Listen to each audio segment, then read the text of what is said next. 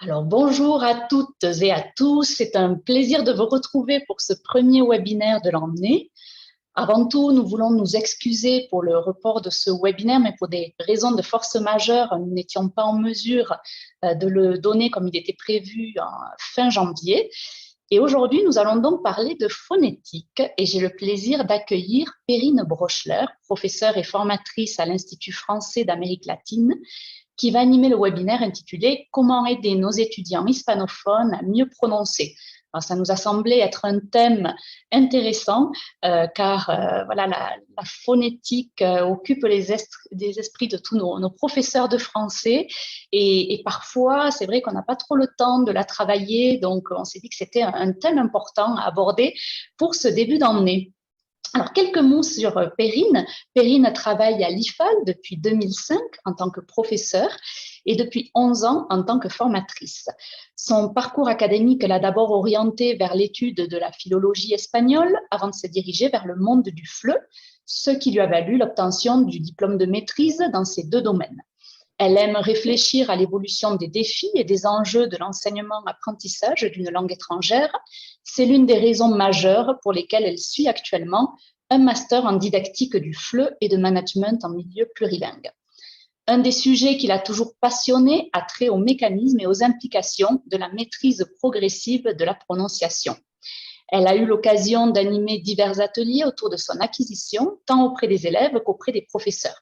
Finalement, elle souhaite pouvoir diffuser les outils qu'elle estime être pertinents afin de rendre l'enseignement-apprentissage de la prononciation du français plus accessible.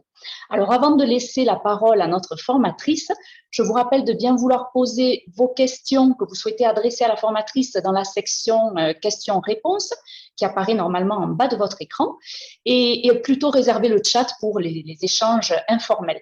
Et à la fin de la formation, Hilda Besseril, qui nous accompagne, posera ses questions à notre formatrice. Je laisse donc la parole à Perrine. Je vous remercie et je vous souhaite une bonne formation. Bien, bonjour à tous et à toutes. Merci beaucoup Delphine pour cette introduction. Donc en effet, aujourd'hui, la question qui m'intéresse est de voir avec vous comment aider nos étudiants et étudiantes hispanophones à mieux prononcer. Et aussi, vous pouvez le voir sur ce petit personnage, démêler les priorités en termes de correction phonétique, parce qu'on a beaucoup de travail à faire et on ne sait pas forcément dans quel ordre peut-être mettre en place ces outils de correction. Donc, pour cela, je vais voir différents aspects, notamment, on va commencer à parler de petits constats et les objectifs de ce webinaire. On verra aussi qu'est-ce qu'on pourrait corriger, qu'est-ce qu'il est bon de corriger peut-être en priorité. On va parler de prosodie, évidemment on parlera des sons, on verra aussi les méthodes classiques de correction, d'autres pistes que je vous suggérerai, et puis évidemment répondre à la question, ou essayer de répondre à la question quand corriger. Enfin, je vous ferai parvenir via le chat un document, un PDF qui reprendra les références principales utilisées pour élaborer ce webinaire et pour vous pousser peut-être un petit peu à explorer tout ce monde-là, parce que évidemment, faire tout ça en 1 heure, même si je risque de dépasser un petit peu, ça va demander de revenir sur plusieurs aspects. Donc, commençons par les objectifs et les constats. Voilà, alors c'est un petit peu les attitudes face à la correction phonétique. Gens qui rient, gens qui pleurent, de la part des professeurs que des étudiants. Et c'est bien normal. C'est bien normal parce qu'on est entouré de contraintes auxquelles on doit faire face. Souvent, on travaille évidemment pour des institutions, on doit suivre des programmes avec un nombre d'heures établi. On court, en tout cas c'est mon cas, on court après le programme et la phonétique, même si certains objectifs sont évoqués. On a peu de temps où ce n'est pas forcément le bon objectif au bon moment, où on aurait besoin de travailler un autre aspect de la prononciation à ce moment-là. Bref, ce n'est pas forcément évident. Autre contrainte, les professeurs, on n'a pas tous des formations en phonétique. C'est vrai que dans les parcours universitaires, ce n'est pas toujours évident. Moi, je sais que je n'ai pas eu forcément en licence de FLE, j'ai eu des cours de phonétique, mais en maîtrise ou actuellement en 2e année de master, où je n'ai pas de cours de phonétique, par exemple. Donc, c'est vraiment un peu au bon vouloir des professeurs se pencher sur cette question. Donc, c'est vrai que ce n'est pas facile. Mais par intuition, je sais que beaucoup de mes collègues, on arrive à mettre en place des systèmes de correction efficaces. En tout cas, j'espère vous montrer d'autres aspects aujourd'hui. Et puis aussi, évidemment, au niveau de nos étudiants, par rapport à nos étudiants, ce n'est pas forcément évident, surtout si on parle d'adolescents. Peut-être les enfants, ça va plus passer naturellement par les chansons, les comptines, etc.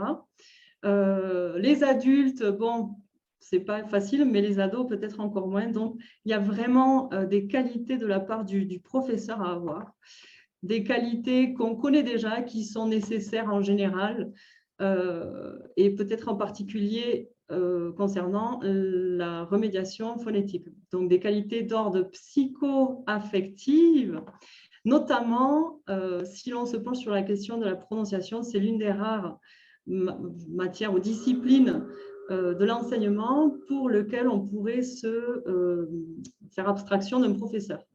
On peut étudier la grammaire seul, on peut étudier les conjugaisons seules, mais vraiment la prononciation va demander ce qu'un professeur soit là. Alors, les qualités habituelles, hein, la patience, être attentif, calme, persévérant. Vraiment, ça, c'est super important. Ensuite, connaître les sons, les sonorités de l'espagnol, par l'espagnol, c'est important au niveau de la remédiation phonétique. Et en plus, avoir l'oreille musicale, évidemment, de l'humour, toujours de l'humour, pour dédramatiser un peu tout ça. Ça passe mieux. Donc, le discours, en général, a intérêt à être bienveillant. Vraiment, c'est important. C'est un des aspects essentiels. Rassurant, dédramatisant, encourageant et motivant, tout ça à la fois. Mais si, c'est possible, vous le faites déjà. Alors, une autre contrainte de taille, c'est celle du passage à l'écrit, parce que très rapidement, on étudie, on enseigne, moi j'enseigne essentiellement à des adultes et des adolescents, le passage à l'écrit se fait très très vite. J'ai tenté dernièrement, j'ai la chance d'avoir un cours débutant complet, et donc, j'ai dit, chouette, je vais tester, je vais commencer mes premiers cours, on va faire que de l'oral pour mettre en place la prononciation. Au bout d'1 heure et demie, un étudiant, il n'y tenait plus vraiment, c'était, on peut écrire. Donc, même si vous avez la meilleure volonté du monde, ce n'est pas toujours évident de mettre en place cela. Donc, ça aussi, eh bien, évidemment, il y a la partie phonie, son graphie qui va nous jouer des tours, n'est-ce pas? Voilà un petit peu concernant les objectifs. Je vais essayer de vous proposer des outils, des techniques de correction et des pistes à explorer. Vous communiquer également des notions, répondre à des questionnements, élever les doutes, certains doutes peut-être. J'espère aussi vous transmettre le goût de la phonologie et l'envie d'explorer des techniques de correction. Et enfin, peut-être vous rassurer ou vous conforter au moins dans vos pratiques. Voilà les objectifs généraux de ce webinaire. Alors, sans plus tarder, on attaque la première question qui est qu'est-ce qu'on corrige? Quelle priorité donner aux différents aspects de la prononciation? Alors, c'est une question vraiment à laquelle je me suis heurtée, on va dire, ces dernières années, parce que peut-être que certains l'entendent, j'ai un petit accent aussi du Sud. Et vraiment, ça a été un grand questionnement. De se demander, mais alors, au niveau de la légitimité, n'est-ce pas? On peut tous se demander ça, qu'on soit professeur natif, donc d'une certaine région de France, d'une région de la francophonie différente, qu'on soit aussi un professeur non natif à enseigner. Donc, cette idée de la légitimité, elle est quand même assez pesante pour nos professeurs parce que ce n'est pas évident de savoir entre la norme qu'on entend, ce qui est préconisé par les médias, par peut-être aussi notre Bible actuelle qui est le CECRL, qui est un outil de référence incontournable évidemment, mais cette question reste un peu dans le flou. Et dernièrement, il y a beaucoup de chercheurs, de linguistes qui s'occupent, qui traitent cette question des accents dans la francophonie, etc. Donc, quelques aspects à considérer peut-être, à savoir, est-ce qu'on recherche un accent parfait? Est-ce que l'accent parfait existe, n'est-ce pas? Quel est le meilleur accent à enseigner? Est-ce qu'on parle seulement de l'accent du français standard? Est-ce que c'est vraiment cet accent l'idéal? Si on considère les besoins de nos étudiants, beaucoup au Mexique ont besoin d'étudier le français pour réaliser des études au Québec, au Canada en général, peut-être dans un autre pays francophone. Donc, c'est quand même une question à se poser, je pense, quand on enseigne le français, parce que nous-mêmes avons un accent. Il ne s'agit pas du tout de le nier ou quoi que ce soit, bien au contraire, d'être conscient de cet accent, de valoriser cette diversité linguistique finalement, et à ce moment-là, peut-être d'exposer, de trouver des sources. Alors, vous voyez que dans les méthodes, les manuels, il y a de plus en plus d'enregistrements avec des accents différents, etc. Donc, c'est quelque chose qui va être important d'explorer. Et sinon, d'exposer nos étudiants à différents accents au travers des vidéos qu'on peut trouver, notamment des podcasts. Enfin, il y a plein de choses aussi qui peuvent être apportées. Donc, voilà. Et on n'est pas obligé d'avoir un accent de la région où vont nos étudiants pour les former au mieux, puisqu'il s'agit surtout de le comprendre, cet accent. D'accord? Donc, à la question « Quel est le meilleur accent ?» c'est le vôtre. Tout simplement, ça va être ça. Voilà. Multiplier les expositions aux sources disponibles. On a les outils multimédia qui nous aident à ça, donc c'est l'occasion. Une question aussi concernant les priorités à donner, c'est comment on peut poser un diagnostic. En tout cas, cette question va nous aider à avoir un petit peu les couches successives par lesquelles on peut passer pour remédier aux erreurs de prononciation. Pour cela, on va se pencher sur les composantes de la prononciation. La première serait le rythme. Alors, je dis la première parce que c'est vraiment la première couche, c'est celle du rythme. Ensuite viendrait l'intonation, ce sont les deux composantes de la prosodie, de la langue. Et enfin, viendraient les sons. Alors, pour nous donner une image un peu plus parlante, j'espère, évidemment, je vais vous expliquer un peu plus dans le détail, mais si le français était une chanson, on pourrait assimiler le rythme à la batterie. Et donc, cette batterie, on peut imaginer que dans le cas où elle n'est pas bien mise en place, on ne bat pas bien la mesure, ça ne va pas exactement. Donc, un petit exemple concret. En français, si je dis… Alors, attendez, oui, d'abord, avant de donner l'exemple peut-être, important à savoir, quand on se penche sur la question du rythme, il y a des éléments incontournables à savoir. En français, on parle en groupe de mots. On ne parle pas mot après mot, on ne parle pas de cette manière, mais on parle en groupe de mots. D'accord ? Ces groupes de mots sont les groupes rythmiques. On peut appeler aussi cela des mots phonétiques. Si je dis, pour seulement entendre le rythme, ce rythme du français, tata, ta-ta-ta-ta-ta, ta-ta-ta-ta-ta-ta, eh bien, ça correspondrait à bonjour, je m'appelle Perrine et j'habite à Mexico. D'accord ? Donc là, on peut voir que chacun de ces groupes rythmiques est composé de 1 à 6 syllabes. À partir de 7 syllabes, on a tendance à les diviser en deux. Et on pourrait dire « et j'habite à Mexico », mais je peux très bien dire aussi « et j'habite à Mexico ». Donc, ça dépend du débit de parole qu'on va pouvoir élaborer. Ces groupes rythmiques, il n'y en a pas des fixes. Les seules règles à respecter, c'est évidemment de conserver les unités de sens. Je ne vais pas pouvoir dire « bonjour, je m'appelle Perrine et j'habite à Mexico », ça n'a aucun sens. Vous voyez bien ? Donc, ces groupes rythmiques sont là pour faciliter la compréhension de nos messages. C'est très important, dès les niveaux débutants, de mettre en place ces groupes de mots sur des petits énoncés tels que celui que je viens de vous proposer. Vous voyez que ça n'a aucune difficulté, on va dire, en termes de linguistique, morphosyntaxique ou quoi que ce soit. Donc, on peut retrouver aussi ces groupes rythmiques à travers la ponctuation et la syntaxe, ce qu'on appellerait des groupes nominaux, les compléments, etc. Et voilà, ça nous permet aussi d'établir ces différents groupes rythmiques.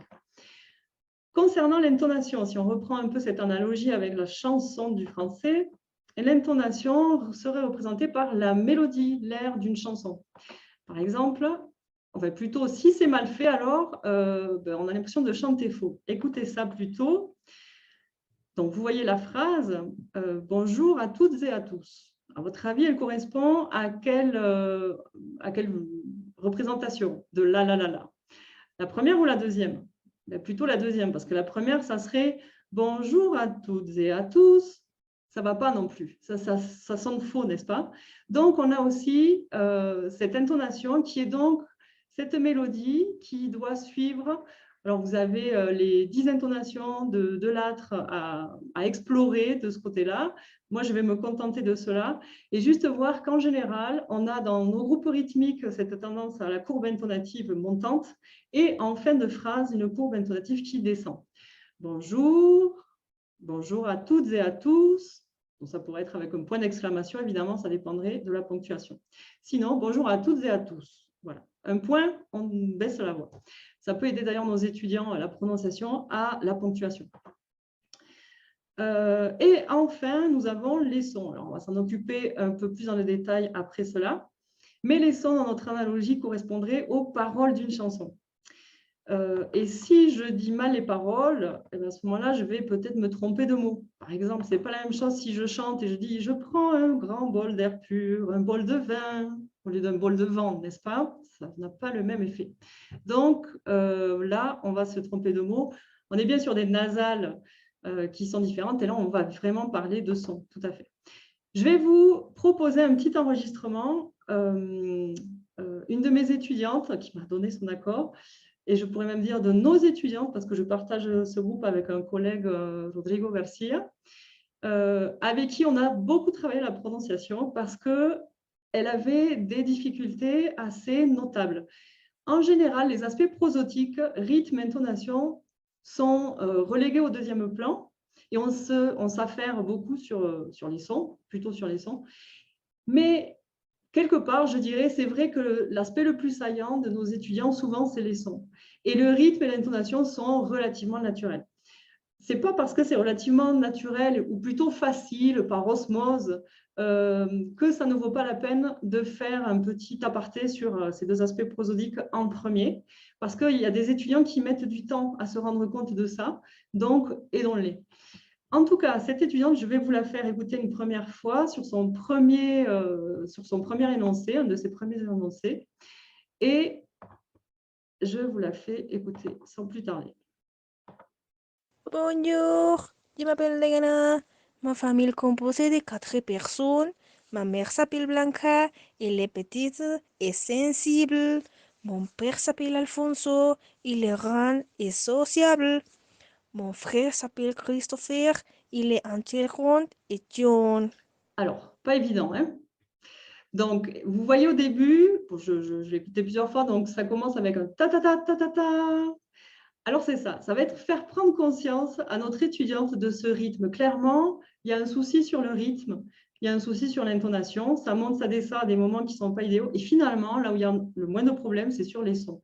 Oui, à la fin, on ne comprend pas bien quand elle dit « et mon frère est jaune ». Bon, typique, hein, jaune, jeune, voilà. Mais en tout cas, vraiment, là, il y a du travail à faire au niveau du rythme. Après avoir travaillé sur ce rythme, on a finalement obtenu ça. Alors, vous vous imaginez, quand on parle de la famille, on a une vingtaine d'heures de cours. Et... Ah, attendez. Si. Bonjour, je m'appelle Diana. Ma famille est composée de 4 personnes. Ma mère s'appelle Blanca, il est petite et sensible. Mon père s'appelle Alfonso, il est grand et sociable. Mon frère s'appelle Christopher, il est intelligent et jeune. OK. Au revoir. Au revoir, Diana. Même énoncé. Par contre, vous voyez qu'au niveau du rythme, c'est déjà plus naturel. OK? Alors, c'est vrai que c'est difficile de séparer ces 3 couches. Avec l'habitude, on y arrive. Mais le rythme est plus naturel. Elle a bien intégré cet allongement de la syllabe finale du groupe rythmique, puisque si hablamos así, también es otra manera de trabajar sobre, hablo mejor español, es una imitación, pero forzando el rasgo ahí.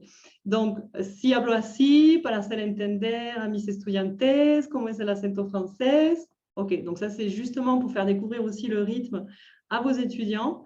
Et ils vont s'amuser à parler en espagnol dès les niveaux débutants pour se rendre compte en fait, de cet allongement final qui est vraiment essentiel.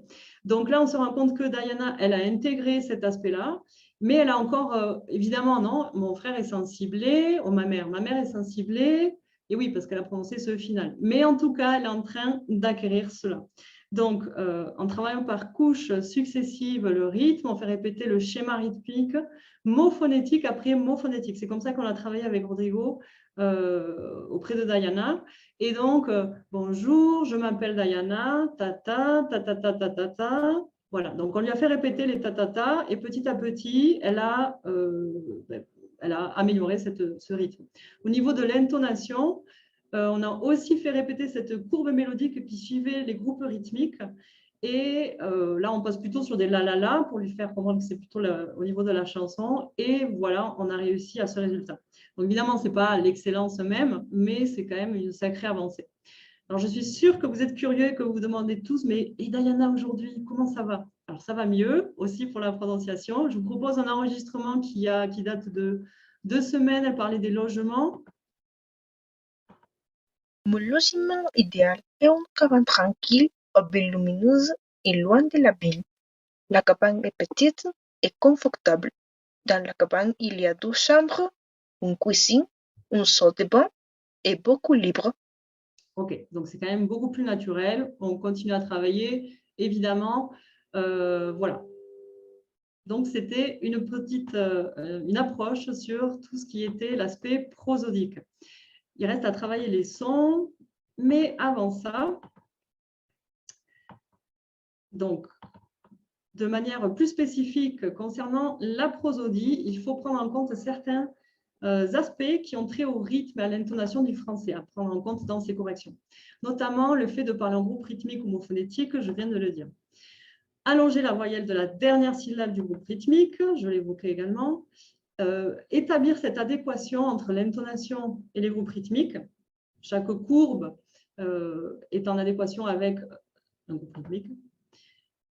De même avec la syntaxe et la ponctuation.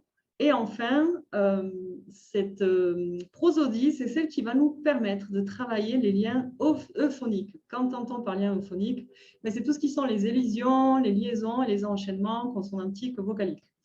On y reviendra un petit peu plus d'ici peu, vous allez voir. Pour travailler aussi ce rythme, des activités un peu plus ludiques peut-être, notamment, alors patiner.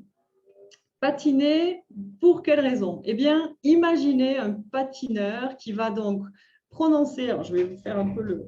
Voilà, on y va. Imaginez si je dis bonjour, je m'appelle Perrine, j'ai 41 ans, j'habite à Mexico, et voilà. Et donc, vous voyez, pour chaque impulsion, ça, vous pouvez le travailler comme ça en ligne. Ça peut être amusant, ça change de juste être en ligne. Et sinon, en présentiel, alors là, c'est évidemment facile à mettre en place. Donc, vous voyez, pour sentir cette poussée de l'élan de la dernière syllabe. Évidemment, ça demande un minimum d'habileté psychomotrice. Mais ce n'est pas grave, si vous n'y arrivez pas, il y a d'autres activités à faire. Si vos étudiants n'y arrivent pas, surtout, restez encourageants. Une autre activité que je vous propose, je ne sais pas si vous regardiez Dragon Ball quand vous étiez plus jeune, mais celle de Kamehameha. Alors, je l'ai appelée comme ça parce que, je ne sais pas si vous vous rappelez, c'est ce passage où, en fait, cette projection en avant. Et là, c'est la même chose. Je veux dire, bonjour, je m'appelle Perrine. Okay, et donc, on garde cette énergie et on va la propulser en fin de groupe rythmique. Ça peut aller surtout, vous pouvez le faire pour des niveaux plus avancés. Ça peut être en début de cours aussi, pourquoi pas, pour dire ce que vous allez faire le week-end prochain. Bref, on peut l'adapter à plusieurs situations. Ensuite, alors l'imitation, je vous ai fait une imitation là tout à l'heure, c'était la première activité. La deuxième, qui est le procédé qu'on a utilisé avec Rodrigo pour corriger, comme je vous ai expliqué tout à l'heure avec les tatata et les lalala, je ne reviens pas plus dessus. Le découpage syllabique. Alors, ici, évidemment, comme je vous ai dit dès le début, il y a une difficulté par rapport au passage à l'écrit. C'est-à-dire que les frontières visuelles des mots ne correspondent pas aux frontières des énoncés. Quand on sépare nos groupes rythmiques, vous allez le constater. Donc, si on aide à resyllaber, si on aide nos étudiants à resyllaber les énoncés suivants, ça peut les aider à intégrer justement la prosodie. Vous allez voir. Quand on dit « elle habite avec un ami », j'ai 21 ans et tu parles un peu français? On a bien, alors je l'ai découpé comme ça pour que vous voyez qu'on n'est pas obligé, oui, on n'est pas obligé d'utiliser l'alphabet phonétique international. Elle habite avec un ami. Vous voyez bien que là, on dit « elle habite avec un ami ». Si je le dis lentement et je reste avec un débit naturel, « elle habite avec un ami ». D'accord? Donc, vous voyez bien ces séparations qui ne correspondent pas du tout à l'écrit. Plus délicat, les numéros. Donc, vous voyez que là aussi, dès les niveaux débutants, on a besoin de ça. J'ai 21 ans. D'accord? Donc, on va syllaber de cette manière. Tu parles un peu français. Voilà. Je vous ai mis aussi les transcriptions phonétiques parce que ça va nous permettre de mettre en relation la structure syllabique du français la plus fréquente qui est généralement composée d'abord d'une consonne puis d'une voyelle. Vous allez voir ce que ça donne. J'ai noté juste au-dessous de chaque syllabe la manière dont elles étaient composées. Et donc, vous voyez que la grande majorité, ça reste quand même consonne-voyelle. En fait, c'est ça la magie de la prosodie. C'est ça la magie, c'est de commencer mes syllabes par des consonnes. Donc ici, ça va nous permettre d'aider les étudiants pour parler des goûts. J'aime aller au cinéma, j'aime au lieu de j'aime aller au cinéma, n'est-ce pas? Donc, et enseigner cet aspect-là, alors évidemment, on n'est pas obligé de passer par l'alphabet phonétique comme je vous ai dit, mais en tout cas de faire comprendre cette syllabation et d'expliquer à nos étudiants que ça ne passe pas par, puisqu'ils l'auront sûrement déjà vu écrit, que les frontières sont différentes à l'écrit à l'oral et qu'on préfère commencer par des syllabes, les syllabes par des consonnes. C'est un petit peu comme en espagnol, hein? Si empiezo a hablar así o hablar así, d'accord? Donc là aussi, on a ce phénomène euphonique qui est propre aux langues romanes. Ok, alors aussi un autre aspect de cette resyllabation, c'est par exemple les mots qui commencent par des deux consonnes, spe, ste, non, spectacle, stressé, etc. Ça peut nous aider aussi cette resyllabation. Par exemple, si vous savez bien que de faire dire à nos étudiants « je suis un peu stressé », c'est compliqué. On va entendre « je suis un peu stressé ». Mais si vous leur faites dire « je suis un peu stressé », je vous assure qu'ils le disent parfaitement. C'est la magie, ça aussi. Mais donc, vous voyez que j'ai bien utilisé les gestes. Hein, on va en reparler, l'importance des gestes. Ça va nous aider. Voilà. Et donc, on travaille déjà les liens euphoniques, ce qu'on appelait tout à l'heure, liaison, enchaînement, etc. Alors, on revient maintenant sur le rythme, mais à travers des chansons. Donc, des exemples aussi à utiliser avec des enfants, des adolescents, des adultes. Ça marche très bien avec les adultes aussi. Je l'ai testé, je vous assure. Donc, peut-être que vous connaissez la comptine de 3 petits chats. Elle est intéressante parce que les groupes rythmiques, les paroles de la chanson sont organisées autour de groupes rythmiques de 3 syllabes. Et donc, c'est 3 petits chats, 3 petits chats, 3 petits chats, chat, chat, chapeau de paille, chapeau de paille, chapeau de paille, paille, paille, paillasson, bref, etc. Vous pourrez la retrouver sur YouTube, évidemment. Maintenant, là, on est en train de travailler justement cette syllabation autour du nombre 3. Ça nous permet également pour, par exemple, les personnes qui ont un accent du Sud et qui ne disent pas généralement 3 petits chats, mais 3 petits chats. Donc, de faire comprendre aussi à nos étudiants de quelle manière on va passer outre les E caduques. D'accord? Parce que pour moi, les E caduques, ils ne sont pas caduques, je les prononce. Sauf dans les chansons, puisqu'on parle comme dans les chansons. Chapeau de paille. Là aussi, c'est un petit peu tout à l'heure ce qu'on a vu avec un peu stressé. Et donc, cette syllabation nous permet de faire passer des informations sur des thèmes qui semblent a priori, comment je vais enseigner les E caduques et à les refaire prononcer. Bref, cette chanson, elle est assez intéressante à utiliser en classe. Vous pouvez le faire à travers, en ligne. Vous pouvez avoir chacun des groupes phonétiques et donc partager l'écran et les étudiants doivent dire quel est le prochain. Alors, vous les mélangez bien. Et les étudiants doivent dire quel est le prochain groupe rythmique dans la chanson et on explique le vocabulaire, etc. Et en la chantant, on travaille aussi ces fameux liens euphoniques. En présentiel, vous pouvez distribuer les petites étiquettes avec les groupes rythmiques à chaque étudiant et puis procéder de la même manière. Une autre chanson qui est intéressante à travailler pour le rythme, celle de Comme d'habitude. Si vous ne la connaissez pas, vous connaissez My Way, qui est donc une reprise de Comme d'habitude. Et là, l'attention est portée sur le nombre de syllabes et le rythme, encore une fois. Donc, quand on dit cette chanson, si vous comptez les syllabes avec « je me lève », 1, 2, 3, 1, 2, 3, 4, 5, tu ne te réveilles pas comme d'habitude. Donc là, on a ce nombre de syllabes. Ce que je demande à mes étudiants, c'est de refaire la chanson, puisqu'ils connaissent déjà l'air, je ne vais pas leur enseigner. En général, hein, ça dépend de la génération, évidemment, mais il faut en trouver une de la génération de votre public. Et à ce moment-là, vous pouvez travailler sur cette incorporation de la syllabation et du rythme et changer les paroles en conservant le nombre de syllabes. Je ne sais pas, je ne comprends pas tout, mais je vais essayer et puis y arriver. Donc voilà, j'ai seulement conservé le bon nombre de syllabes. OK? Donc voilà une autre activité. Alors, maintenant, on va s'intéresser au son. Partie un peu plus technique. J'ai passé un peu de temps sur la prosodie parce qu'elle est un petit peu moins travaillée en général. Donc maintenant, un élément qui pourrait être intéressant, c'est de comparer, de passer par la comparaison des systèmes phonologiques de l'espagnol et du français. À ce stade, je voudrais juste faire une petite parenthèse terminologique, car vous vous posez peut-être la question de la différence entre un son et un phonème.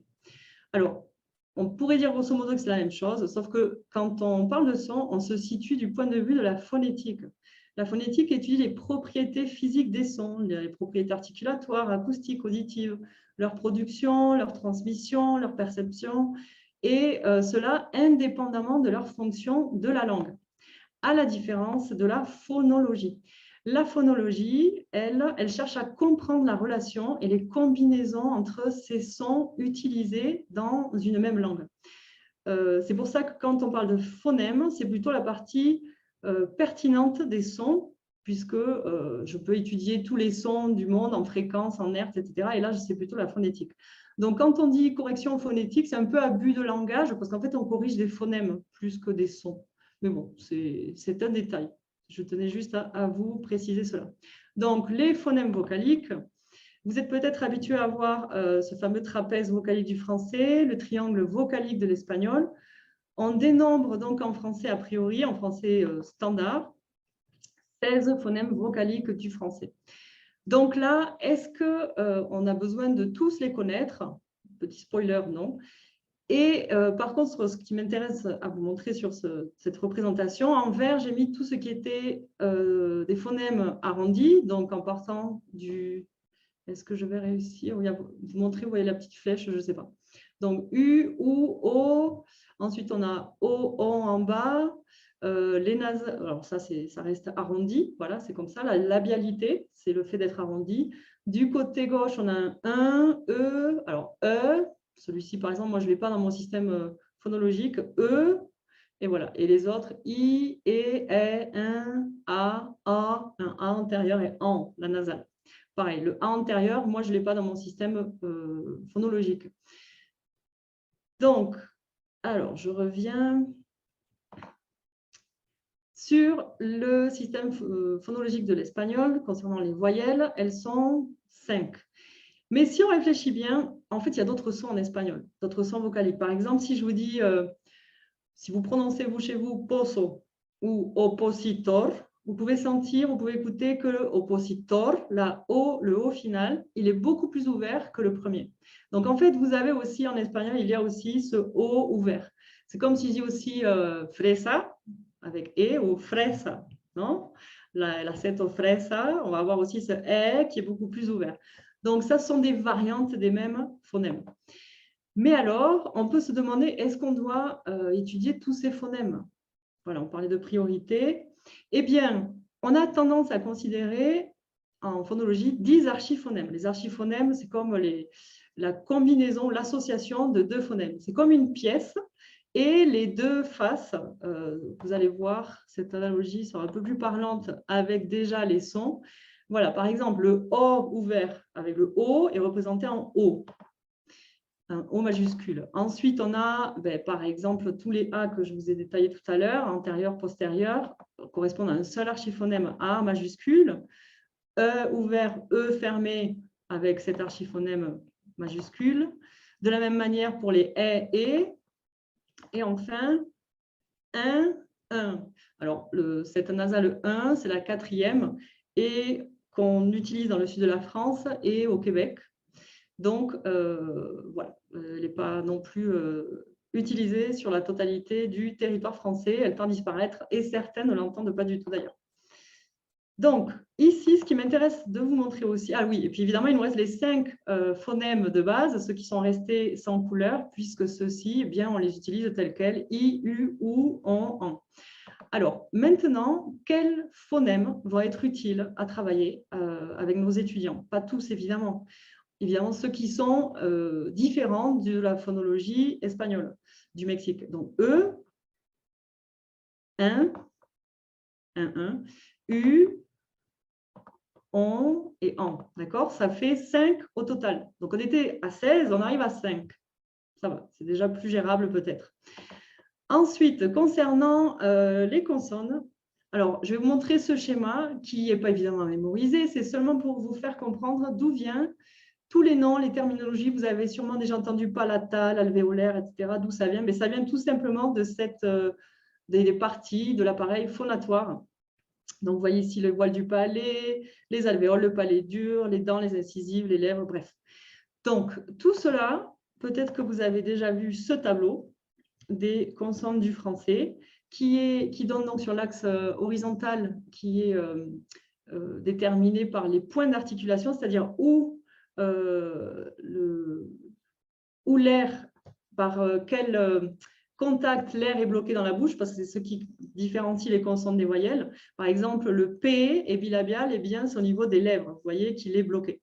Quant au son se, par exemple, au phonème se, vous voyez bien que c'est le bout de la langue, ça s'appelle l'apex, c'est alpico-alvéolaire parce qu'on fait toucher les alvéoles, c'est-à-dire juste le début du palais, là, près des dents, avec la pointe de la langue. Alors, à quoi ça sert de connaître toutes ces caractéristiques? Avant d'oublier, sur l'axe vertical, vous avez les modes d'articulation. Ça veut dire, donc vous voyez qu'ils sont séparés entre occlusif, si c'est comme une explosion, P, B, T, D, voilà. Ensuite, on a le mode d'articulation constrictif, c'est-à-dire que l'air continue à passer comme une friction. On entend aussi le terme de fricatif pour les définir, etc. Et finalement, les vibrantes avec re, ye, che, we, etc. Donc, tout ça, à quoi ça nous sert? Eh bien, c'est que dans la correction phonétique, connaître certaines de leurs caractéristiques va nous aider, et vous allez voir un peu plus tard pourquoi. En tout cas, je vous ai présenté déjà ce tableau des consonnes. Les sons à travailler, généralement, pour des publics hispanophones, ce sont ceux-là. Alors, on peut voir sur la dernière colonne, verticalement, le ge et le re. Ça fait aussi du sens. Pourquoi nos étudiants ont du mal avec le son que, non, à le confondre avec un re? Ben oui, parce que ça se fait au même endroit, en fait. Regretter, c'est l'un des mots, je pense, assez difficile à prononcer parce que tout ça se passe là, donc avec et on confond aussi le ge et le re. Mais, par exemple, pour donner un aspect de la phonétique articulatoire, si je sais que le ge est une occlusive, ça veut dire qu'elle est explosive, c'est bien ce qui la distingue du re qui peut durer. Et le ge, d'ailleurs, c'est la réalisation sonore ou voisée, c'est la même chose, du que, vous voyez qu'il est juste au-dessus, le que, le K. Donc, savoir ça peut nous aider, peut aider nos étudiants à prononcer. Et par exemple, au lieu de dire...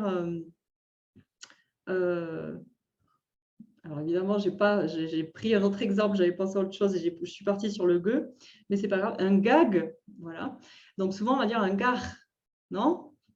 Eh bien là, il vaut mieux que nos étudiants passent par le que, un gac, et ça va les amener petit à petit à prononcer le ge en le sonorisant.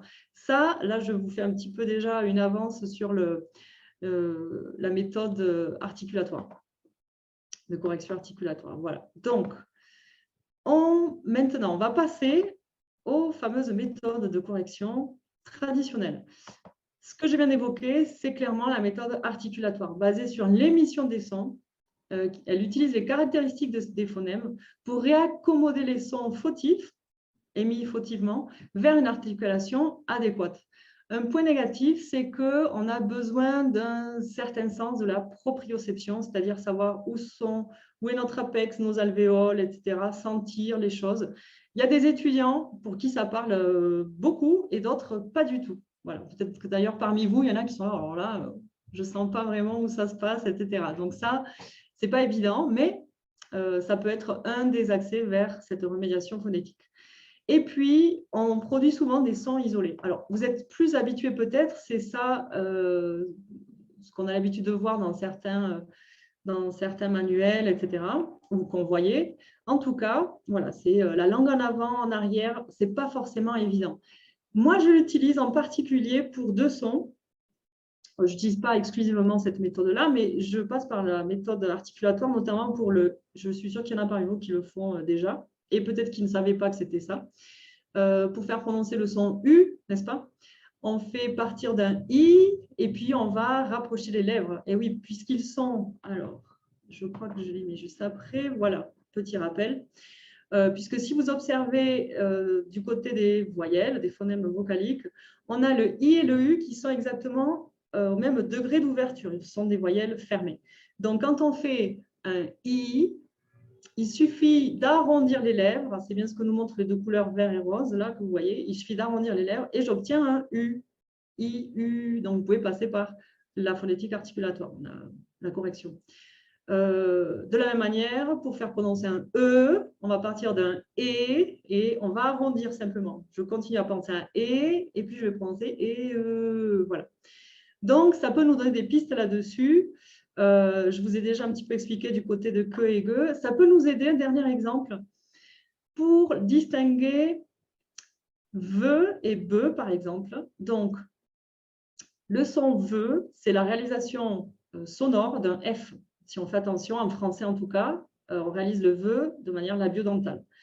Donc, pour essayer de séparer dans la tête de nos étudiants aussi que le V et le B sont proches, là, il y a aussi une relation phonigraphie à ne pas rater parce que c'est essentiel. Certains étudiants, des fois, n'avaient pas réalisé que le V était toujours réalisé d'une manière et le B d'une autre en français. Et le B, il est toujours bilabial.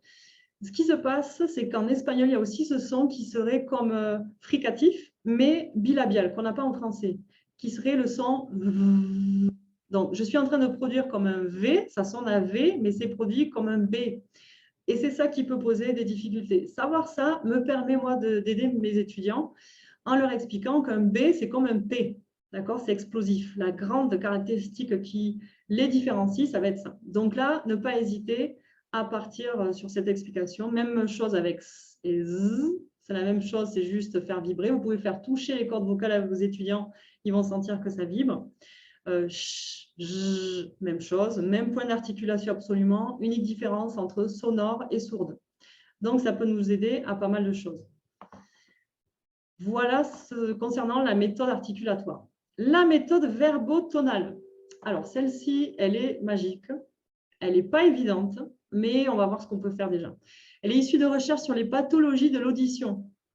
Je crois qu'il était hongrois, Peter Guberina, dans les années 50. Qui a travaillé là-dessus. Elle se concentre sur la perception des phonèmes. Antérieurement, on était sur la production. Là, c'est sur la perception. On part du principe qu'on n'entend pas, on ne peut pas produire un son si on n'est pas capable de l'entendre. C'est justement ce qui est représenté par l'idée du crible phonologique, qui est dû à la surdité phonologique on est tous victimes, on est tous sourds phonologiquement. C'est ce qui produit nos accents, justement. Jusqu'à 7 ans, on a la possibilité d'avoir tous les sons. Les bébés ont tous les sons en tête, ils peuvent produire absolument tous les sons. Et ensuite, les sons qui ne sont pas utiles dans notre langue ou dans les langues qu'on parle au quotidien, on va les éliminer. Par exemple, pour un hispanophone, le U n'a aucun sens, donc on l'élimine. Et c'est la raison pour laquelle ce U sera difficile à percevoir. Il sera traduit par un OU. Voilà, donc basiquement, ça c'est un peu le principe. Un avantage de cette méthode verbotonale, c'est qu'on n'a pas besoin d'intellectualisation de la part de l'élève, du professeur si, mais de l'élève non, qui a seulement à répéter les énoncés. Et aussi, cette correction se réalise en contexte. Elle est basée sur la prosodie et la gestualité. Très important, la gestualité. Mais, comme je commençais à vous laisser sous-entendre, elle demande aussi de connaître les propriétés des sons et c'est beaucoup de technicité, vous allez voir. Un exemple de réalisation du The. Alors, j'ai laissé parler à ma place le spécialiste Michel Billière, qui est vraiment la référence en matière de méthode verbotonale. Et vous allez voir la magie opérée sous vos yeux dans une petite vidéo. Je ne vais pas la laisser en entier, juste 1 minute et demie, comme ça. Dites-moi si vous n'entendez pas, mais a priori, ça devrait fonctionner.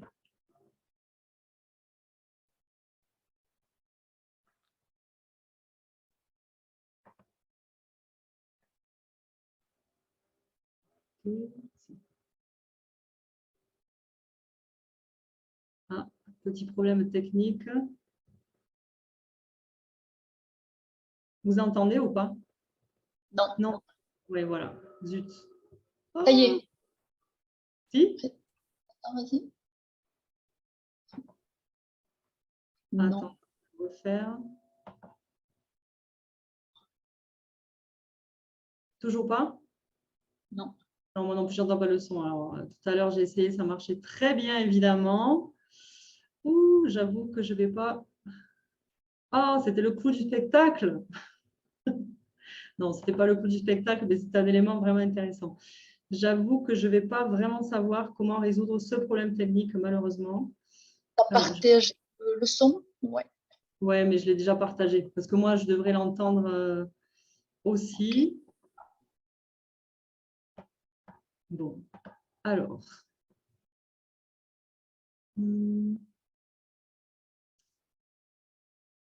Zut alors. Zut, zut, zut. Je vais essayer 1 minute de plus et sinon, tant pis, parce que je ne voudrais pas perdre trop de temps. C'est quand même dommage.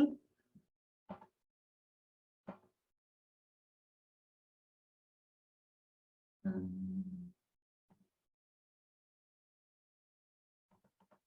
vais essayer d'une autre manière, d'aller directement sur le site.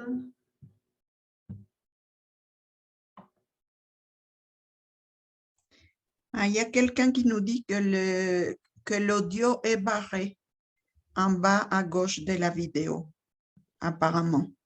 Ah, ok. Que tu as mis sous silence la vidéo, je ne sais pas. Ce n'est pas très heureux de ma part. Ok. Je ne sais pas si j'ai vraiment là, comme c'est déjà sur la présentation, je ne peux pas la... Oh. Ou envoyer le lien, effectivement, je vois un commentaire, envoyer le lien de YouTube, peut-être qu'on peut mettre sur le chat. Est-ce que j'essaie de chercher le lien parce que malheureusement, je ne l'ai pas apporté de main. Comme tout allait très bien, je n'ai pas pensé à ce hic. Attendez, j'essaie de revenir dessus, j'espère. If you want to achieve better results, make it. Alors ça, c'est On entend. On va voir, ouais. Vous avez bien entendu la pub. Ouais, je pense qu'on va y arriver d'une autre manière. Alors.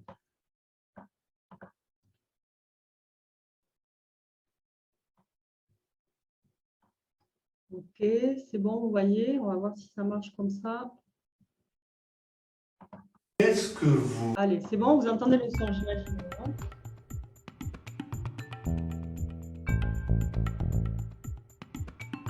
Ça marche?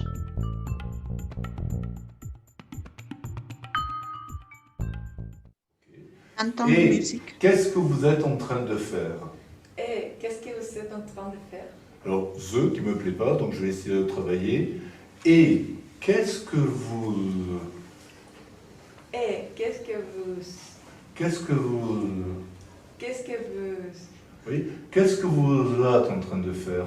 Qu'est-ce que vous êtes en train de faire? Ouais, on le recommence. Qu'est-ce que vous êtes en train de faire? Qu'est-ce que vous êtes, Oui. vous êtes en train de faire? D'accord, comme moi ça veut rien dire. Qu'est-ce que vous êtes en train de faire? Qu'est-ce que vous êtes Oui. en train de faire? Tu me le refais. Qu'est-ce que vous êtes en train de faire? Qu'est-ce que vous êtes en train de faire? Qu'est-ce que vous êtes en train de faire? Qu'est-ce que vous êtes en train de faire? Vous êtes en train de faire. Vous êtes en train de faire? Qu'est-ce que vous êtes en train de faire? Oui, une dernière fois. Qu'est-ce que vous êtes en train de faire? Qu'est-ce que vous êtes en train de faire? Parfait, prends-la. Tu me le refais une dernière fois? Qu'est-ce que vous êtes? Qu'est-ce que vous êtes en train de faire? Qu'est-ce que vous êtes en train de faire? Ouais, prends-la. Ça, c'est très bien. Ok.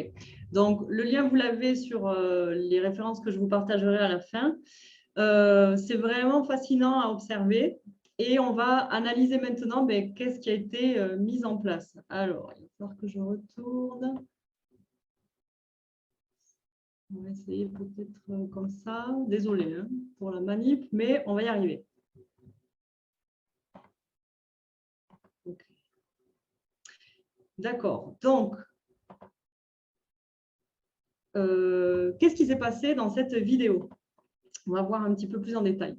En termes de diagnostic, clairement, c'est encore le THE et le SE. Non, mais là, on va avoir une autre manière d'arriver à ce résultat, de faire prononcer correctement. Donc là, il y a des petites notions à savoir, notamment le degré de tension des phonèmes, autant des consonnes que des voyelles. Là, on est plus sur les consonnes. Et vous voyez que sont répertoriés, comme on avait tout à l'heure sur notre tableau, d'abord les consonnes occlusives, mi-occlusives, constrictives, glissantes, les R, les L, etc., du bas du tableau. Je vous le remontrerai juste après. Et donc, plus elles sont occlusives et plus elles ont de tension, ce qui fait assez, ça fait du sens quand même, non? Un P a plus de tension qu'un V, non? Ça va être ça. Autre chose à savoir, c'est qu'entre les consonnes qui sont sonores et celles qui sont sourdes, les voisées et les non-voisées, il y a plus de tension dans celles qui sont voisées. Moins de tension, pardon. Moins de tension par rapport aux non-voisées. Un son sourd, comme un P, aura plus de tension que le son B. Mettre du son, finalement, c'est comme si on mettait un peu plus de force à faire vibrer les cordes vocales, donc on perd un peu de tension.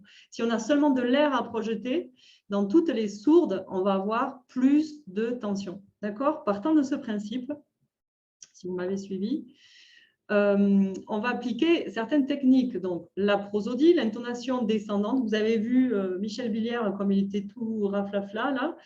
Et puis, au niveau de la gestualité aussi qui accompagne, relâchée et descendante pour marquer ce relâchement à l'opposition de la tension qu'il veut absolument éviter dans la prononciation de ce son. La position finale dans la syllabe aussi est importante parce qu'à l'intérieur des syllabes, il y a aussi des jeux de force. En début de syllabe, les sons ont plus de force qu'à la fin des syllabes.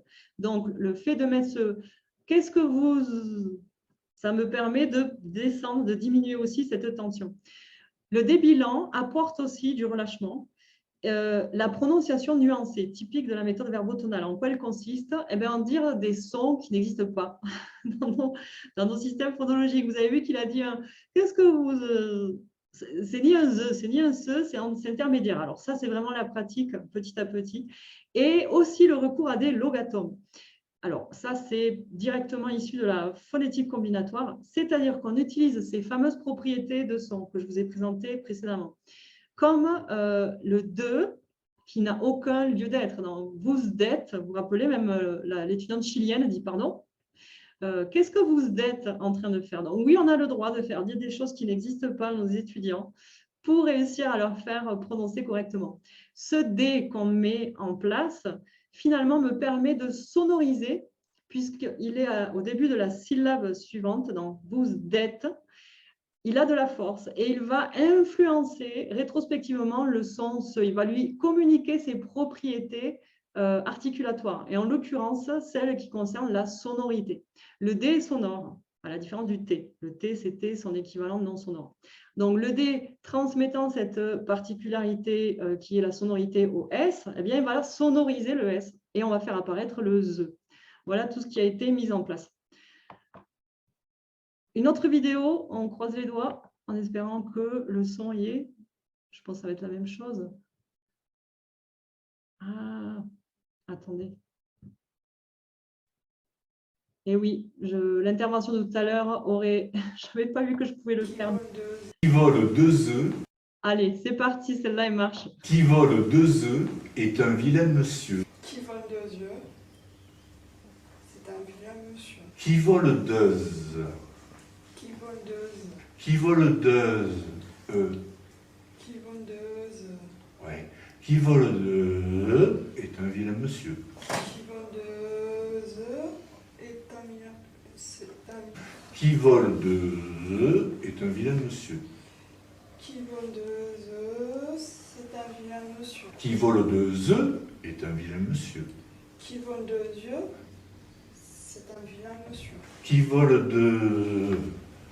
Qui vole 2 œufs. Qui vole 2 œufs. Qui vole 2 œufs. Qui vole 2 œufs. Qui vole 2 œufs. Qui vole 2 œufs. Qui vole 2 œufs. Qui vole 2 œufs. Qui vole 2 œufs. Qui vole 2 œufs est un vilain monsieur. Qui vole 2 œufs est un vilain monsieur. Ça va, il y en a qui se sont réveillés là.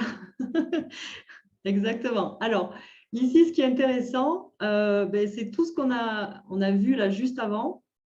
Peut-être que vous étiez du coup plus attentif à ces gestes. Là, je complète par rapport à ce qu'on a dit précédemment avec la partie en noir. Vous avez vu qu'il revient par paliers successifs, d'accord? Au niveau de l'intonation, elle est d'abord descendante et puis il monte. Parce que ce qui était compliqué, c'est de faire ce son Z avec beaucoup plus de tension sur une intonation montante.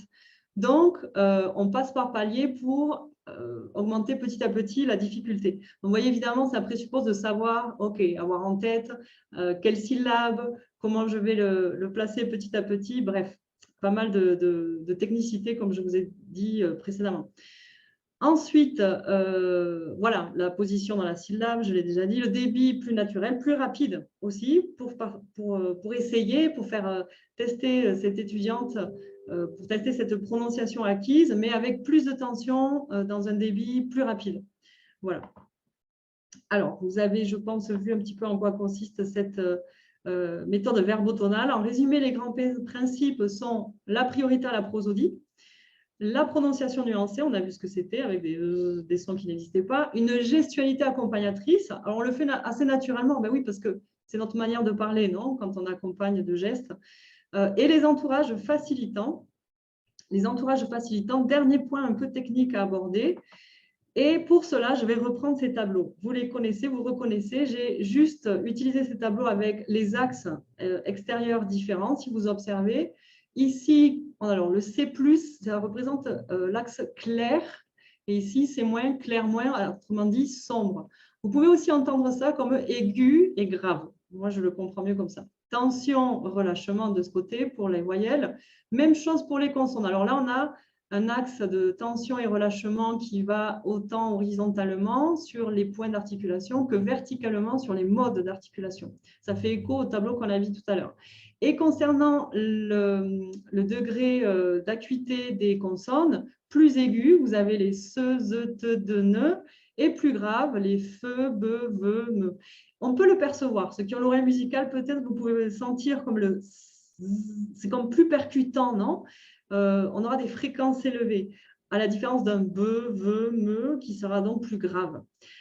L'utilisation et le recours aux environnements facilitants consiste à entourer les sons avec, par exemple, si vous, dans le cas de U, produit OU, je vous mets cet exemple ici, il l'a vu exécuter, il l'avoue. Typique aussi, non, des hispanophones UU. Donc, le diagnostic, c'est bien une différence entre les voyelles aiguës, la voyelle aiguë U, et la voyelle grave OU. Donc, on est sur cet axe clair-sombre. Pour cela, en plus, dommage, mais le V fait partie des consonnes graves. Donc, c'est encore plus difficile, c'est naturel pratiquement que nos étudiants prononcent vous. Ce n'est pas facile. La remédiation consistera à, 1, essayer de rendre ce son plus aigu. Dans un premier temps, évidemment, avant de le dire naturellement. Donc, on va le mettre dans une intonation montante pour éclaircir le timbre. On va aussi l'entourer avec des consonnes claires, c'est-à-dire des consonnes aiguës. Et si besoin, passer par des logatomes. Vous savez maintenant ce que sont les logatomes. Et donc, je vais peut-être progressivement faire produire à mon étudiant, lui faire répéter « il a su ». Vous verrez que c'est beaucoup plus facile. Les étudiants, en général, le disent bien à la première fois. C'est l'occasion d'encourager nos étudiants et leur dire, ouais, tu vois, tu y arrives et tout, c'est bien. Donc, ce son, tu peux le prononcer. Et on continue avec, alors, on va glisser maintenant vers des consonnes plus graves. Il l'a, bon, tu, c'est encore très aigu. Il l'a tu, voilà. Et là, je vais peut-être passer par une intonation qui descend déjà avec une consonne aiguë. Il l'a su, il l'a tu, il l'a fu. Et je glisse petit à petit vers la droite, si vous suivez la règle juste au-dessous. Il a pu, Alors, je garde encore cette intonation. Il a pu. Tu l'as vu. Ah, c'était il l'a vu, pardon. Il l'a vu, finalement. Donc, tester, ça aussi, évidemment, c'est à tester. Si vous vous trompez, ce n'est pas très grave. Vous avez d'autres méthodes. Ça ne dure pas forcément longtemps d'essayer de faire répéter nos étudiants. Mais vous allez petit à petit gagner en assurance et surtout en expérience. Non, c'est vraiment ça, la méthode verbotonale. Voilà. Pardon. Je me demande si j'ai dit tout ce qu'il y avait dessus. Oui, c'est bon. On va passer alors plus rapide maintenant, la méthode comparatiste.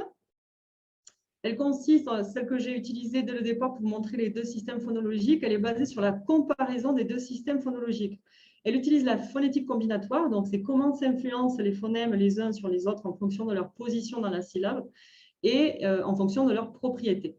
Exemple, alors ça c'est la magie aussi, et on passe par l'espagnol. Essayez tous de dire ce mot, desde.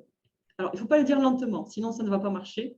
Mais peut-être que la magie apparaît. Essayez chez vous de dire desde. Est-ce que vous écoutez ce z? Peut-être en disant rasgo, vous allez l'entendre davantage. Ou en disant postdoctorado. D'accord? Donc là, on est vraiment sur l'utilisation des propriétés de ces phonèmes consonantiques de l'espagnol qui sont sonores et qui me permettent de sonoriser le S en position finale dans la syllabe antérieure. De même, on peut aussi s'amuser à trouver des nasales en espagnol, mais oui, ça existe. Vous ne le saviez pas, je vous le montre. Tengo, penca, vengo. Tout ça, vous voyez qu'une nasale est réalisée à partir du moment où le N n'est pas prononcé. Quand vous dites tengo ou penca, est-ce que votre langue touche les alvéoles? On va voir si vous... Est-ce que vous réalisez le N? Donc le N, c'est vraiment ça. Quand vous dites penca, je suis sûre que votre langue ne touche pas les dents. Donc vous ne prononcez pas le N, c'est donc une nasale. Ici, ça peut vraiment nous aider aussi à rendre ces nasales plus amigables, non? De savoir que oui, on peut les trouver. Ça fonctionne parce qu'on est en train de passer de la... Par exemple, quand on va dire penca, tengo, vous voyez que c'est labiodental ou bilabial ou vengo, también vengo. Et le ge ou le que sont dorso-vélaires. C'est-à-dire qu'elles sont très éloignées dans l'appareil phonatoire. Ça veut dire que pour gagner du temps, si je parle rapidement, ma langue, elle ne va pas avoir le temps de faire le trajet là et de passer par le N. Donc, elle va aller directement là. C'est la raison pour laquelle on obtient des nasales. Même chose avec mango, tango, chancla. J'avais mis chango et j'ai changé à chancla. Les mots de la vie de tous les jours. Pongo, ongo, là aussi. Donc, on a déjà nos 3 nasales. Elles existent. Ça ne marchera pas si vous dites...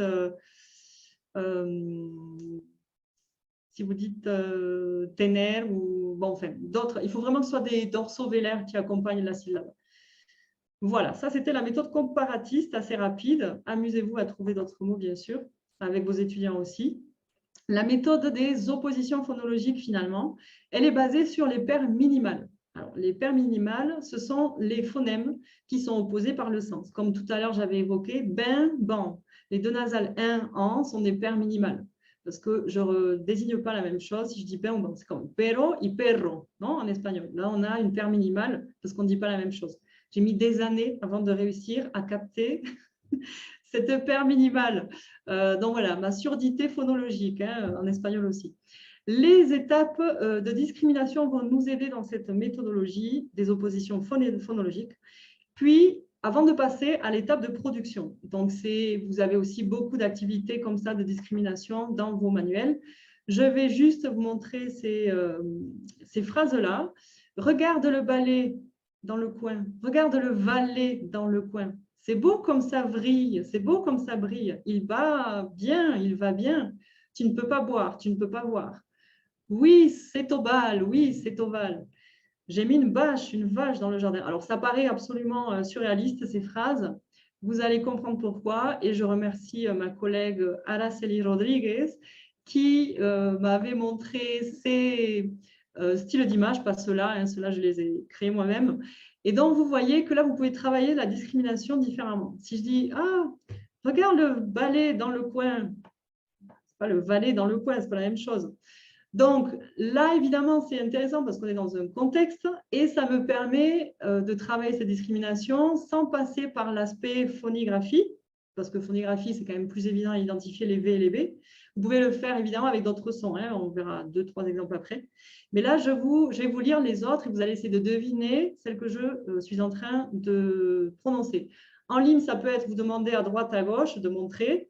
Dans la classe, vous pouvez demander à vos étudiants de se déplacer vers la droite ou vers la gauche en fonction de ce qu'ils entendent. Bref, il y a plusieurs manières de travailler ça. Vous pouvez mettre les images l'une sur l'autre et leur demander de se lever s'ils entendent celle du haut ou celle du bas, etc. Pour bouger un petit peu, c'est pas mal. Donc, si je dis « Ah, c'est beau comme ça brille », mais oui, c'était celle de gauche.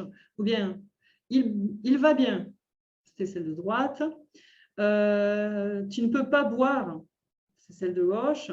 « Oui, c'est au bal », c'est celle de gauche. Et « J'ai mis une vache dans le jardin ». Oui, oui, c'est possible. Vous avez la photo à l'appui, c'était celle de droite. Donc, amusez-vous aussi. Vous pouvez même travailler en équipe avec d'autres collègues. Pourquoi pas faire créer à vos étudiants. Ça serait intéressant aussi une fois que vous travaillez. On peut partir aussi sur du quelle jolie poule ou quel joli pull pour les OU. Quel est ton désert préféré ou quel est ton dessert préféré?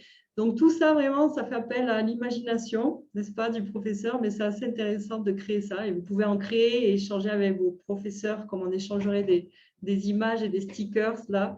C'est assez sympa. Qui est le plus créatif? D'accord. Donc, voilà, ça, c'était la méthode des oppositions phonologiques. D'autres pistes et d'outils, d'activités de correction. Tout d'abord, quelques outils. Alors, on en a déjà parlé, les gestes spécifiques pour peut-être un phonème précis. Par exemple, moi, pour éviter les consonnes finales, on en a tous. Hein, je vous donne les miens, mais je suis persuadée que vous avez déjà les vôtres. Peut-être que ça peut vous donner des idées ou vous pourrez en adopter quelques-uns, pourquoi pas. Notamment la prononciation des consonnes finales, de ces conjugaisons du présent, non? Ils viennent. Moi, je coupe les têtes. Donc, je ne sais pas ce que vous faites vous. D'ailleurs, petite parenthèse, je voulais le placer à un moment donné. Dernièrement, j'enseigne la conjugaison d'abord par l'oral, seulement par l'oral, surtout le présent, et ça va beaucoup mieux. C'est vraiment... non, ne montrez pas les conjugaisons à l'écrit. Retenez-vous pendant 1 heure et faites que de l'oral. Vous verrez que la prononciation va beaucoup mieux après. Même si vous montrez, à un moment donné, on est bien obligé de savoir écrire nos conjugaisons. Ça se passe pour le présent, ça se passe pour le subjonctif, ça se passe pour tous les temps. Alors, donc ces gestes-là, qu'est-ce que je fais? Oui, pour les nasales aussi, moi je vais faire des « in » et des « en ». D'accord? « In » parce que c'est plus aigu aussi, et « en » qui va être comme ça. Le « on », il n'y a pas trop de problème. Quoi d'autre?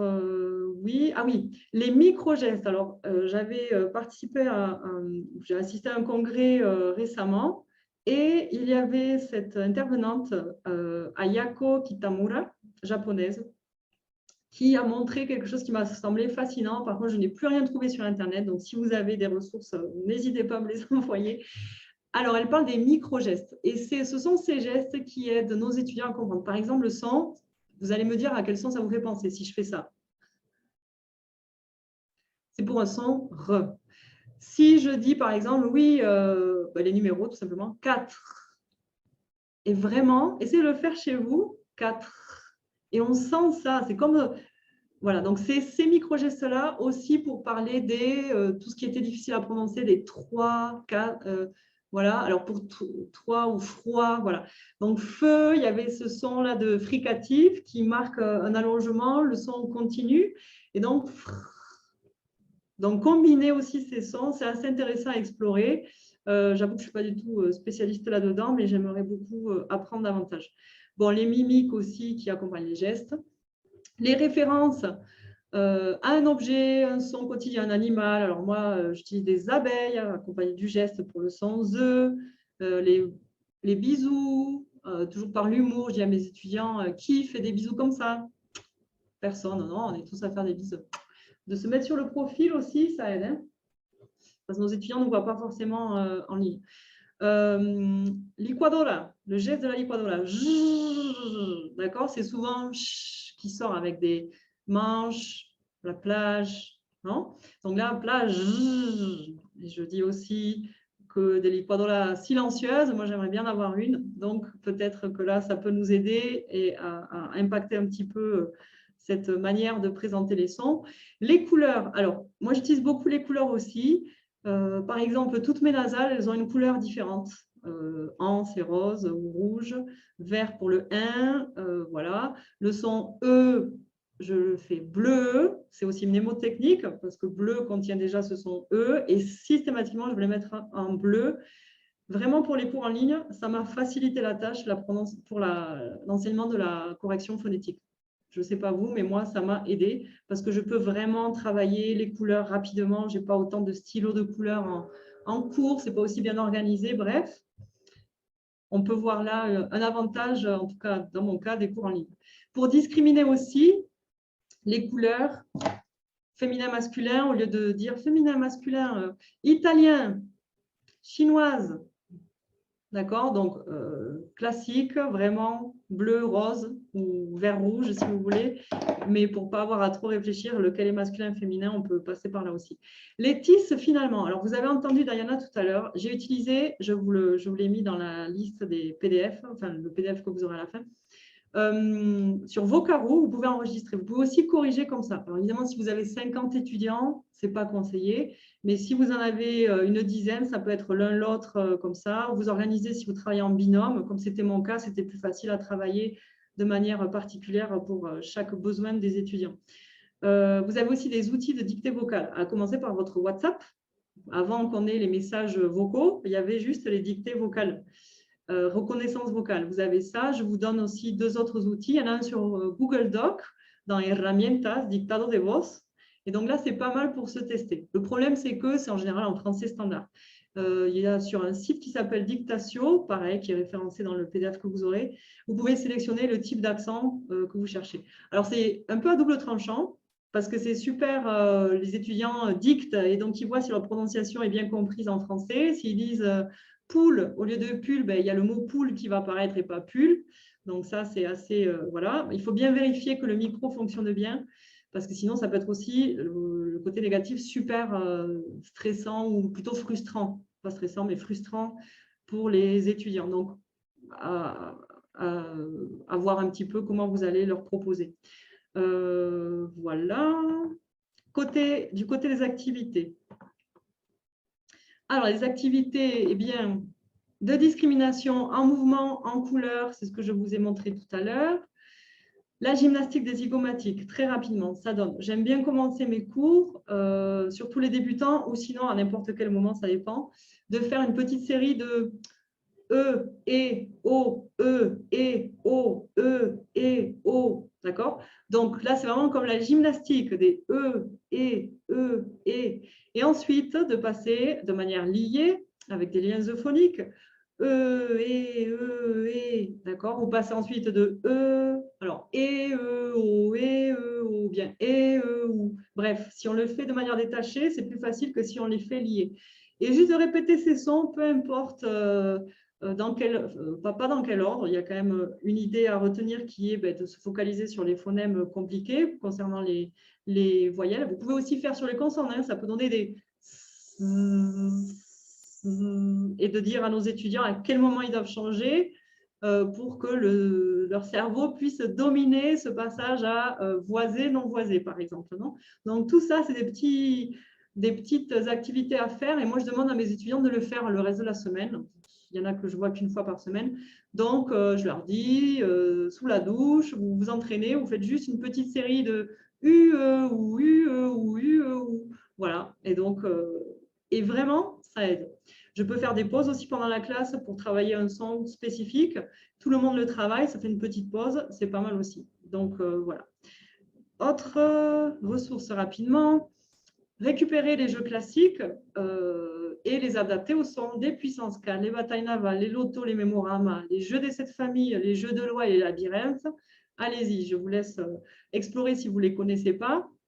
Je pense que la majorité les connaissent, mais faire des bingos de nasal, ce genre de choses, il y en a qui existent déjà sur Internet, tout prêt à l'emploi.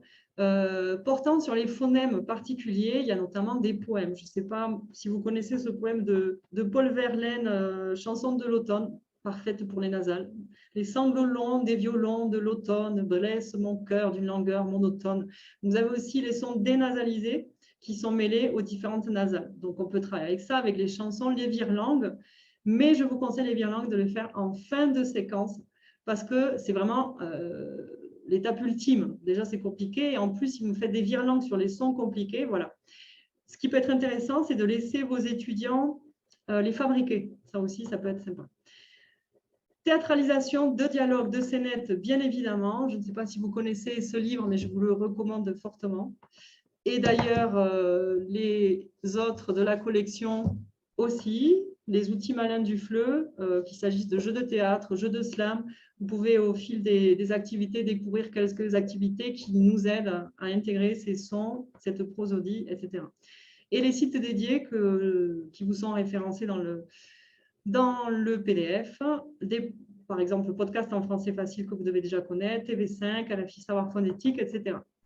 Enfin, la question, la dernière, quand corriger? Ben oui, c'est bien, mais bon, à quelle heure, non? Avec tout ce qu'il y a à faire, on retombe un peu sur les contraintes que j'avais évoquées en début de webinaire. On a évidemment le temps qui joue contre nous, donc ben, à quel moment on peut faire tout ça? Donc, je vous propose des pistes. À quel niveau vous avez compris dès les niveaux débutants? Vraiment, il n'y a aucun souci là-dessus, au contraire, faites-le et tout. Pas je vais voir les nasales plus tard. Ben, non, en fait, c'est… Voilà. Alors, c'est petit à petit qu'on va réussir. Au niveau A2, évidemment, vous reprenez une classe. Au niveau B2, vous reprenez une classe. Peut-être qu'ils n'ont pas été formés à la prononciation véritablement. Donc, il y a des choses à refaire qu'on aurait fait déjà au niveau A1 avec une autre classe. C'est comme ça. Alors, en prévention ou en remédiation, là encore, moi, peut-être que je vais faire de la prévention pour mes niveaux débutants et de la remédiation par la suite. Ou si vous savez, vous pouvez anticiper, vous savez que tous vos étudiants auront des difficultés sur les E et les SE, eh bien, quand vous allez voir les liaisons des verbes du être et avoir au présent, ils sont, ils ont, vous allez déjà travailler sur ce sont eux, par exemple, non? Donc, en anticipation. À quel moment de la classe? Alors, on peut se dire que ça va dépendre, tout dépend, bien évidemment, malheureusement, je dirais, mais aussi heureusement, puisque ça nous laisse un peu de liberté. À quel moment de la classe? Ça peut être au début, à la fin aussi, si vous avez fini 5 minutes avant, chose qui ne m'arrive jamais. Mais vous pouvez, pourquoi pas, essayer de le faire à ce moment-là, une petite activité que vous avez préparée à l'avance, une petite chanson, quelque chose. Mais en 5 minutes, la chanson, ça ne va pas aller. Si on veut vraiment la travailler, il faut plus de temps. Ça peut être aussi, vous avez, donc ça répond aussi à la question quand intervenir, ça peut être, ok, vous avez écouté une erreur récurrente, et bien vous laissez le temps de préparer une activité pour la session suivante. Quand intervenir? Moi, je vous dirais, si vous venez de travailler un phonème particulier, un lien euphonique particulier ou quoi, bon, c'est un peu plus compliqué les liens euphoniques, mais sur un phonème, par exemple le E, moi, je n'en passe aucun, mais aucun. Et c'est cette persévérance qui vraiment porte ses fruits. Je peux vraiment voir mes étudiants de niveau débutant, bon, je n'ai pas voulu vous mettre un autre enregistrement, j'aurais peut-être pu une prochaine fois, ils prononcent vraiment les E et les E. Et je les félicite et je suis tellement fière d'eux. Voilà, mais c'est aussi parce qu'en classe, moi, je ne leur passe rien. Alors, c'est rapide, hein, je fais attention, hop, le petit geste qui va, hop, le E. Et donc, ils se souviennent, ils se rappellent, et petit à petit, c'est une musique. Alors, ça fonctionne mieux avec certains qu'avec d'autres, évidemment, mais vraiment, cette persévérance, cette persistance dans l'accompagnement apporte vraiment ses fruits. Donc, ça va être ça sur des phonèmes spécifiques, d'autant que si vous venez le travailler, voilà, c'est l'occasion. Non, ça j'ai déjà répondu. Combien de temps? Alors, voilà, ça peut être rapide, hein, vous voyez là, ça dure 2 secondes. Ça peut être une session complète, ça peut être un petit peu. Et à quelle fréquence? Eh bien, autant que vous le pouvez, je dirais, autant que nécessaire.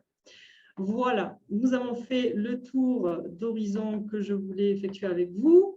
Les références, peut-être que Delphine ou Hilda pourra vous envoyer, vous communiquer le lien à travers le chat. Vous y retrouverez des ressources web pour les activités réalisées en classe, le rappel des TIS que j'ai mentionné, des sites d'auto-formation et de MOOC. Il y a un MOOC justement de Michel Billiard qui va commencer début mai. Je vous ai mis le lien sur la plateforme FunMOOC, France Université Numérique MOOC. Voilà. Les vidéos, des ouvrages de référence, des podcasts aussi à écouter, ça c'est sympa, et des articles d'intérêt, voilà, si vous voulez poursuivre un petit peu ça. Approfondir. Alors, dernier conseil, lancez-vous. lancez-vous parce que peut-être que vous avez peur de vous lancer dans une mer et en fait, c'est juste une toute petite piscine colorée gonflable, toute mimi qui vous attend en explorant la phonétique. Voilà. Donc, c'était le mot de la fin. Je vous remercie de votre attention. J'ai terminé. Je ne sais pas combien de temps j'ai mis. Il nous reste quelques minutes quand même pour des questions. Merci à tous. Merci beaucoup, Perrine, pour cette présentation très, très riche, toutes ces pistes, toutes ces différentes méthodes de correction. Je crois que tout le monde nous a demandé l'enregistrement, donc ne vous inquiétez pas, on va vous l'envoyer, on a vos mails sur le Zoom. Donc, on vous fera un mail au plus tard début semaine prochaine avec l'enregistrement de cette formation. Je vais passer la parole à Hilda pour, je crois qu'on a quelques questions qui sont apparues. Donc, Hilda, je te laisse la parole. Oui, merci Delphine et surtout un grand merci à Perrine pour cette présentation vraiment très, très intéressante. Moi-même, en tant qu'ancien professeur, je vois qu'il y a des nouvelles techniques pour aborder cette question de la phonétique qui nous pose toujours des problèmes, je crois, à tous les professeurs. Alors, une première question, c'était que faire ou qu'est-ce que tu recommandes pour que les élèves débutants n'aient pas honte de parler ou d'essayer de parler en français? Est-ce que tu peux nous donner un conseil? Pour qu'il n'ait pas honte de parler en français, ben, vraiment, c'est créer. Alors, ça va au-delà de la phonétique. Hein, là, c'est un peu la personnalité du prof, la personnalité, créer ces brises-glaces en début de cours. Vraiment, c'est super important pour que tout le monde se sente à l'aise. Et peut-être utiliser des brises-glaces un peu basées aussi sur les sons pour commencer. Mais voilà, là, je dirais, c'est plutôt ça, c'est la relation qu'il peut avoir avec les autres, etc. Et puis après, il y a des personnes aussi qui sont timides, qui mettront seulement le temps à être patient avec eux. Vraiment les encourager, rappelez-vous, c'est ce que je vous ai dit en tout début de webinaire, une importance évidente sur les aspects psycho-affectifs en classe de langue, parce que ce n'est pas évident, hein, on le voit bien. Donc, créer la meilleure ambiance possible, être le plus bienveillant possible. Évidemment, si tout ça est mis en place, moi je vous avoue, alors j'ai peut-être de la chance, mais j'ai jamais senti qu'il y ait vraiment des moqueries ou ouvertement ou quoi, parce que ça peut arriver un peu de bullying, je ne sais pas, mais ça va dépendre aussi des âges, c'est pas évident avec des adolescents. Voilà, mais ce climat de confiance, de bienveillance est essentiel et c'est ce que je pourrais dire. Merci beaucoup, Perrine. Oui, je crois que tu as dit le bon mot, bienveillance. Je crois qu'il faut les mettre dans une ambiance vraiment de confiance, leur dire que finalement, tout le monde peut se tromper au début, c'est normal, ce n'est pas notre langue. Donc, quand on apprend une langue étrangère, je pense qu'on passe tous par cette période un peu d'insécurité, mais il faut justement les rassurer. Et dire que c'est normal, vous voyez là tous ces tableaux, etc. Finalement, ça nous montre quelque part, ça légitime le fait que, ben oui, c'est normal d'avoir des interférences de l'espagnol, absolument, non? C'est ça, tout à fait. Tout à fait, tout à fait. Merci, Perrine. Une deuxième question, mais je crois que tu avais déjà répondu, ou peut-être c'est à propos des applications possibles qu'on peut utiliser ou trouver sur Internet, etc., pour renforcer et améliorer la phonétique. Est-ce que tu peux recommander des applications? Ouais, rappelez-vous ce que je vous ai dit, là, c'est vraiment un des aspects de la langue on est irremplaçable, voilà. Là, nous sommes irremplaçables. C'est vraiment l'un des aspects pour lesquels c'est difficile. On peut faire ces dictados de voz, etc., tester ça, mais ça ne sera jamais, voilà, pour peu que notre micro ne fonctionne pas bien, c'est pas le bon accent, et peut-être que dans la vie réelle, on serait parfaitement comprise, mais que le fait d'être enregistré, c'est ce que vous verrez dans les PDF, testez vous-même déjà, et vous verrez si vous le conseillez à vos apprenants. D'accord, merci. Merci beaucoup. Ça nous rassure en tant que professeur. Hein? On sera toujours indispensable. Une troisième question. Est-ce que tu recommandes d'utiliser pour la distinction phonétique des sons qui existent dans d'autres langues. Et la personne nous donne l'exemple en anglais. Est-ce qu'on peut utiliser le mot fourmi en anglais, donc ant, enfin, Oui. je ne sais pas si j'ai bien prononcé, hein, pardonnez-moi mon anglais, pour, par exemple, faire entendre le en français. Est-ce que… Alors, oui, je comprends tout à fait, c'est une bonne question. Peut-être que justement sur le mot fourmi, int, moi non plus, je ne sais pas mon accent, je ne le proposerai pas parce qu'il y a un T à la fin, le T, il est apico-dental. Ça fait que le N, il est juste au même endroit. Donc, quand on dit int, est-ce qu'on est vraiment sûr de ne pas prononcer un N? Est-ce que c'est vraiment une nasale? Moi, je pense que c'est juste ant. Non, alors évidemment, là, je l'exagère. Donc, c'est pour ça, choisissez vraiment vos mots. Rappelez-vous, je vous ai dit les dorsaux-vélaires. Ça fonctionne avec ça. Mais sinon, pourquoi pas utiliser dans notre langue? Qu'est-ce que j'utilise moi aussi en anglais? Oh, je ne sais plus, mais j'utilise, je ne sais pas, de pleasure, quelque chose comme ça, les sons, les sonores. Alors attention aussi, parce que des fois, nos étudiants ont aussi ces interférences en anglais sur les sonores, les réalisations sonores des sourdes. Donc, mais oui, si vous êtes sûr de votre coup, bien sûr, hein. Tout à fait. Merci. Alors, quelqu'un, en fait, c'est notre collègue Alexandra Beignet qui nous demande si le logatome KR est bon et quels sont les bons enfin, je sais pas, logatomes. Les logatomes. Mais ça dépend. Pardon, hein, je ne vais pas pouvoir répondre à cette question parce que en fait, les logatomes, on passe par des sonorités, ça dépend pour faire produire quels sons. Là, tout à l'heure, on avait ce logatome qui était vous êtes. C'était quoi la phrase? Ouf, j'ai oublié déjà. Quand est-ce que vous êtes? Il a dit vous êtes.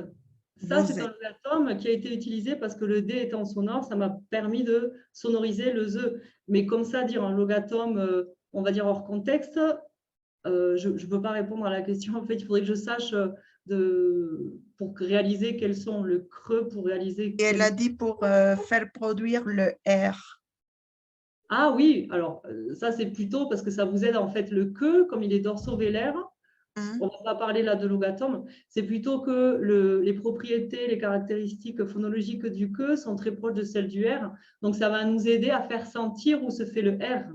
D'accord? Et il est au fond de la gorge. Donc, le que qui est tout à fait connu des étudiants hispanophones, eh ben oui, là, je peux répondre à la question, là, oui. D'accord. Oui, avec un exemple, c'est plus clair. Merci, Alexandra. Et une question concernant les comptines et les gestes. Est-ce que tu peux conseiller d'autres astuces à mettre en place, par exemple, pour des enfants à la maternelle? Ben, là, vous avez tous ces sons. Alors là aussi, c'est vous créer votre propre répertoire. L'idéal étant de se mettre aussi d'accord avec d'autres professeurs. J'avoue, je n'ai pas ce public comme je vous ai annoncé au début. Mais je peux imaginer que de chanter ces chansons, c'est comme tout ce qui est en relation. Comme là, moi, j'avais fait ça, vous vous rappelez, pour le 1, pourquoi pas utiliser alors pense au chat, non? Et pour faire le 1, ou alors un son qui serait comme un bébé qui pleure, ouin. Ouais, ça serait ça. Là, ça serait à vous à mettre en place toute une pierre de rosette, dirais-je, avec vos collègues pour être d'accord sur les gestes à utiliser qui vous font écho, qui vous semblent pertinents. Voilà. Donc là, c'est aussi encore la liberté qu'on a chaque prof.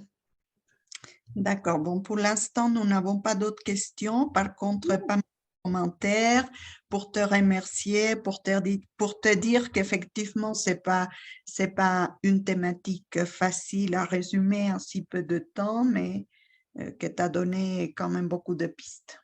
Ah ben oui, j'espère vous aider en effet. Merci beaucoup à toutes et à tous d'avoir suivi ce webinaire. Une dernière question dans le chat. On nous demande pour la lettre R, qu'est-ce que tu recommanderais?